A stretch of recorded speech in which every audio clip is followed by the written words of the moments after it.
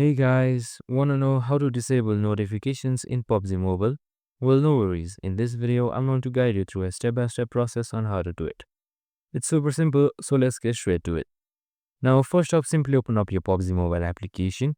And once you're there, on the bottom right, you can see this small arrow-like icon. Just simply press on it.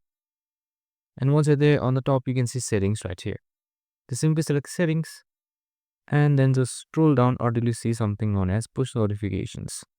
So just simply select push notifications right here. And now right here you can see various notifications that you can enable and disable.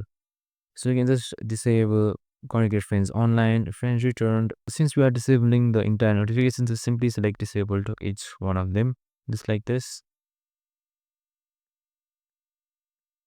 And that's it. After that, your notifications will be disabled. I hope this video helped. If it did, make sure to like, subscribe and tune in with us for more of these videos. See you in the next one.